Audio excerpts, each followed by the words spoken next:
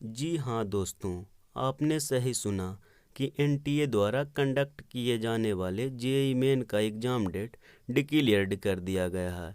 तो अब चलिए जानते हैं कि एग्ज़ाम कब और किस तरह से ली जाएगी। एग्ज़ाम डेट 23 फरवरी 2021 से 26 फरवरी 2021 तक ली जाएगी। यह एग्ज़ाम पूरे 4 शिफ्टों में ली जाएगी, जो छात्रों के लिए काफ़ी मददगार साबित हो सकती है। तो अब हम उनके बातों पर गौर करते हैं। प्रिय छात्र और छात्राओं, अध्यापकगण और अभिभावकगण, प्रिय छात्रों, जैसे कि पीछे के समय में मैंने आपसे चर्चा की थी और मैंने कहा था कि आप सुझाव दीजिए और आपके जेईई मेंस परीक्षा कब होनी चाहिए, एक बार होनी चाहिए, 2 बार होनी चाहिए या उससे अधिक बार होनी चाहिए। क्या कठिनाइयाँ हैं और आपको किन-किन कठिनाइयों का सामना करना पड़ता है और आपके मन में कोई विचार आ रहा है, तो आप हमको सुझाव देंगे। जैसे कि आपको मालूम है कि हमने लगातार और लगातार सभी जो भी हमने बहुत महत्वपूर्ण निर्णय लिए हैं शिक्षा के क्षेत्र में, शिक्षा की दिशा में, वो सब आपसे, अध्यापकगण से, विशेषज्ञों से, शिक्षाविदों से सब परामर्श करके, चर्चा करके हम लोग लगातार पीछे के समय से निर्णय लेते रहे हैं, चाहे वो नई शिक्षा नीति का हो, चाहे परीक्षाओं का हो, चाहे अन्य कोई भी मुद्दे रहे हों।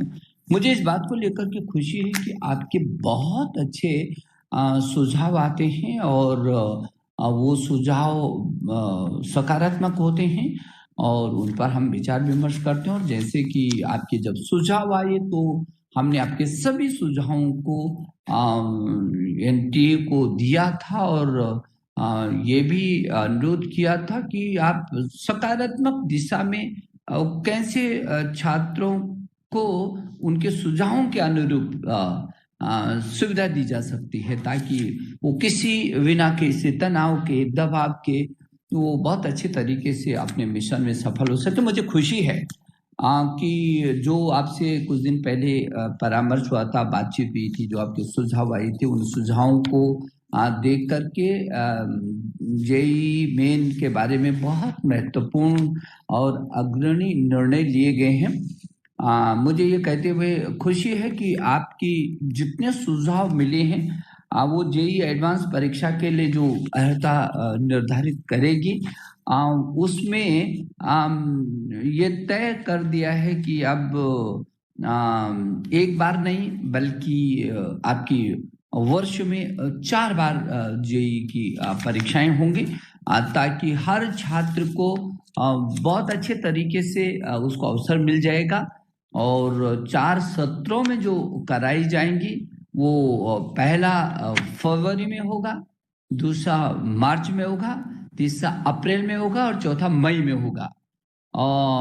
ये जो 4 सत्र में परीक्षा होगी एनटीए के द्वारा, राष्ट्रीय परीक्षा एजेंसी के द्वारा, वो परीक्षाएं आप अपनी सुविधा के अनुसार दे सकेंगे।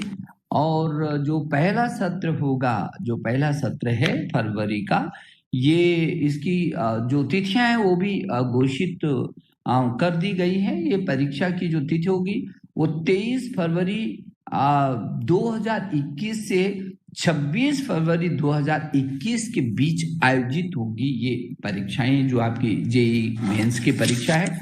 और उसके बाद फरवरी के बाद मार्च में भी तिथियां होंगी, मार्च के बाद अप्रैल में भी होंगी, फिर मई में भी होंगी। आपको बहुत बड़ा मैदान आपके लिए खाली है और आपके लिए एक नहीं अनेक अवसर हैं। कितना लाभ आपको इन 4 आयोजित 4 सत्रों में, जो विभिन्न पारियों में होंगे, वो विभिन्न पारियों में होने वाली 4 अलग-अलग सत्रों में, अलग-अलग तिथियों में, अलग-अलग महीनों में जो परीक्षाएं होंगी, उससे आपको एक तो आपको अंक सुधारने का बहुत अच्छा अवसर मिलेगा और अपना सर्वश्रेष्ठ कैसे अंक आप अर्जित कर सकते हैं, ये बहुत अच्छा अवसर आपको मिलने वाला है। पहले प्रयास में यदि अभ्यर्थियों को परीक्षा देने का अनुभव प्राप्त होता है तो उन्हें अपनी गलतियों का भी आपको पता चलेगा, और जिससे जब दूसरा प्रयास आप करेंगे तो उसमें बहुत सारी गलतियां दूर हो जाएंगी और आपका आत्मविश्वास भी बढ़ेगा, और आपका जो समय है वो बर्बाद नहीं होगा। पूरा वर्ष जो बर्बाद होता है कई बार, वो बर्बाद होने से रुक जाएगा। यदि किसी कारणवश परीक्षा में कभी आप जैसे सम्मिलित नहीं हो सके तो कम से कम दूसरे सत्र की परीक्षा के लिए आप तैयारी कर सकते हैं। आपको एक अवसर में यदि चूक हो गई तो दूसरा, दूसरे में चूक हो गई तो तीसरा, तीसरे में चूक हो गई तो चौथा। तो आपके लिए मैं सोचता हूँ कि इतनी सुविधाएं प्रदान की जा रही हैं कि आपके मन में कहीं कोई कसक नहीं रह जाएगी। यदि किसी कारणवश किसी अभ्यर्थी की बोर्ड की परीक्षा 1 महीने में होती है जिसमें के बाद जेईई में नहीं बैठ सकता, तो उसको भी नुकसान नहीं होगा। वो दूसरे, यदि उस महीने में उसकी परीक्षा है तो कोई जरूरत नहीं, वो दूसरे महीने में कर लेगा, तीसरे महीने में कर लेगा। यदि किसी अभ्यर्थी के मन में कभी कोरोना का भय होता है और वो अनिश्चितता की स्थिति से गुजरता है, और कई बार जो वर्तमान में परिस्थितियां चल रही है, यदि भविष्य में भी ऐसा होता है तो अलग अलग स्थानों पर कुछ प्रदेश ज्यादा, कुछ क्षेत्र, कुछ प्रदेश ज्यादा चपेट में आ जाते हैं, तो उनको भी उस समय में उनको मुक्ति मिल सकती है। जो दूसरा उनके अनुरूप समय आएगा उसमें वो बहुत अच्छे तरीके से कर सकते हैं। और उम्मीदवारों के लिए अनिवार्य रूप से परीक्षा में उपस्थित होने की आवश्यकता नहीं है कि हर परीक्षा में उसको उपस्थित होना है। यदि एक अभ्यर्थी को एक से अधिक परीक्षा में उपस्थित होना है तो वो बेहतर अंक, जिस 4 परीक्षाएं यदि दी हैं उसने, तो उन चारों में जो भी बेहतर तरीके से उसके अंक होंगे वही उसको अंतिम परिणाम होगा। चारों में से वो सुनिश्चित हो जाएगा, जिसमें सर्वाधिक अंक उसके होंगे वही सम्मिलित होगा।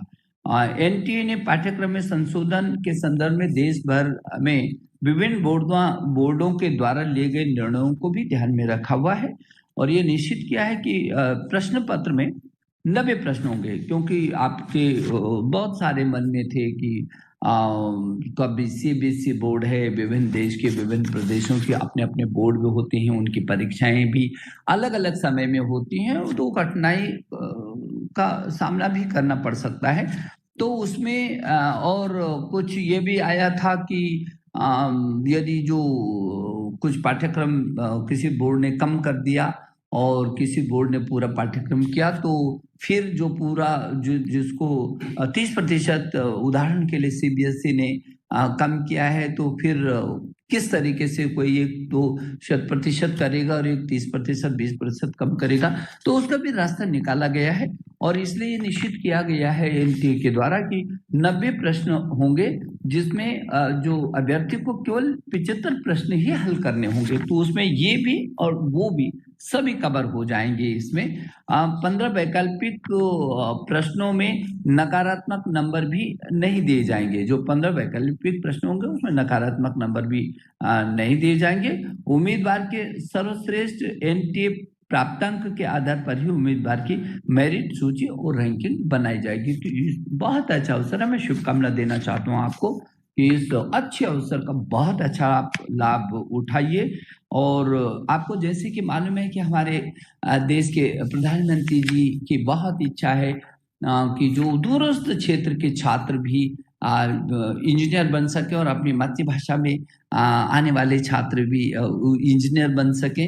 तो अभी पहले चरण में पहला कदम सशक्त तरीके से उठाने की कोशिश की है एनटीए ने, और मुझे कहते हुए खुशी है और गर्व भी महसूस होता है कि पहली बार देश के अंदर जो जेईई की जो मुख्य परीक्षा होगी वो पहली बार 13 भाषाओं में आयोजित हो रही है। वो अंग्रेजी में, असमिया में, बंगाली में, हिंदी में, गुजराती में, कन्नड़ में, मलयालम में, मराठी में, उड़िया में, पंजाबी में, तमिल में, तेलुगु में, उर्दू में, और ये जितनी ये भारतीय भाषाएं हैं, इन भारतीय भाषाओं में पहली बार ये जेईई की परीक्षा होगी।